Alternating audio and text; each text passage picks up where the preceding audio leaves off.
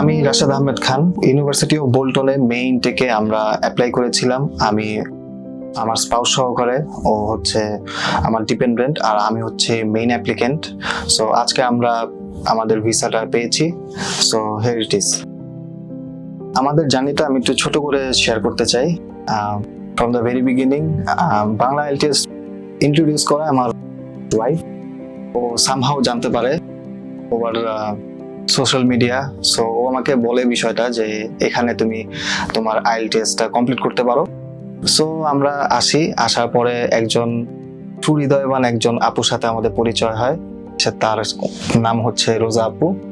তো উনি আমাকে একটা ভালো গাইডেন্স দেয় যে কিভাবে শুরু করতে হবে।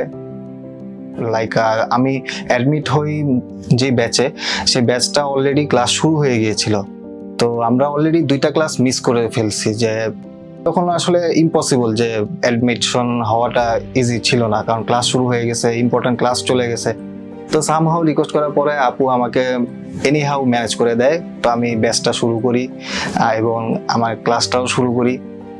পরবর্তী সময় আমার স্কোরটা আসে। স্কোর আসার পরবর্তী সময়ে আমি আবার তার কাছেই আসি যে আপু এবার আমি কি করব। উনি আমাকে সাজেস্ট করে যে বাংলা আইএলটিএস এর সোহাগ ভাইয়ের কাছে চলে যান। He is the best for counselling and সে আপনাকে প্রপার একটা গাইডেন্স দিতে পারবে।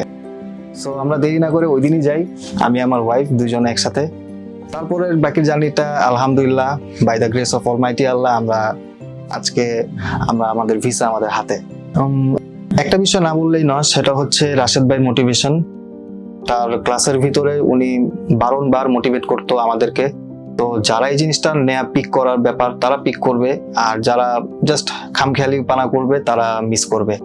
সো আমি এই জিনিসটা খুব ভালোভাবে নিয়েছিলাম। দ্যাটস ওয়াই আমি খুব ভালো একটা রেজাল্ট পেয়েছি। আমি আইএলটিএস এর প্রিপারেশন থেকে শুরু করে, এক্সাম সেন্টার থেকে শুরু করে, ইভেনচুয়ালি আমার ভিসা প্রসেসিং, এখন আমার হাতে ভিসা আছে। সো ওয়ান স্টপ সলিউশন আমি পেয়েছি বাংলা আইএলটিএস বা বিআইআইসির মাধ্যমে। বিসাইড দ্যাট আমার ওয়াইফ, আমার ফ্যামিলি, ওভারঅল বেশিরভাগ আমার সাপোর্টটা আমি পেয়েছি আমার ওয়াইফের কাছ থেকে। And my family, or family সবাই আর কি খুব ভালো একটা সাপোর্ট দিয়েছিল আমার আইএলটিএস এর জার্নিতে, ইভেন আমার ভিসার শেষ পর্যন্ত। From financial to mental support, everything A to Z আমি খুব ভালো একটা সাপোর্ট পেয়েছি। ইভেন আমার ওয়াইফ আমাকে আমিও ছিলাম একটু খামখেয়ালি করেছিলাম ফার্স্টের দিকে যে আইএলটিএস পরীক্ষাটা হয়তো একটু ইজি হতে পারে। তো ও একটা ভালো আমাকে পুশ দিছে যে না, এটা এরকম হবে না, একটু ওরকম হবে। কারণ ও এর আগে অলরেডি পরীক্ষায় ও বসেছিল, ও একটা রেজাল্ট ছিল। সো ও জানতো যে কিভাবে করতে হয় এবং কি প্রস এন্ড কনস সবকিছু ও জানতো। সো ও আমাকে একটা অন্যরকম একটা ফ্যামিলির ভিতর থেকে একটা ভালো একটা সাপোর্ট পেয়েছিলাম আমি।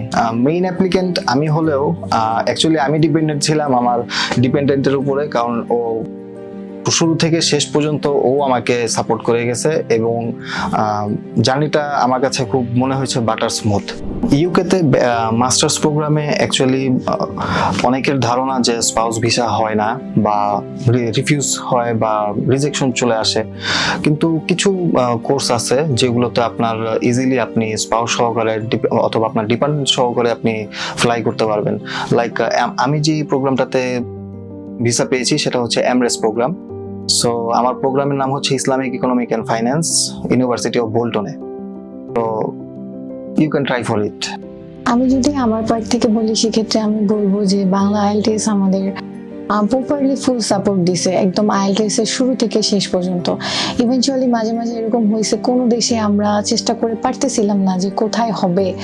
এন্ড অফ দ্য ডে দেখা গেছে আমাদের সোহাগ ভাই তখন সাজেশন দিছে যে আপনারা ইউকেতে ট্রাই করেন, আমরা শিওর যে আপনাদের হবে। তো তখন আল্লাহর উপরে ভরসা করে আমি ওকে বললাম চলো আমরা ট্রাই করে দেখি, আল্লাহ যদি আমাদের তকদিরে রাখে অবশ্যই হবে।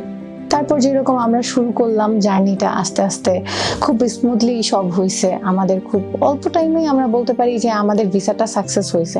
আমরা আশাও করিনি যে এত তাড়াতাড়ি আমাদের ভিসাটা হবে, বা আজকে আমরা হাতে ভিসা পেয়েছি যে সবকিছু এত স্মুথলি হবে।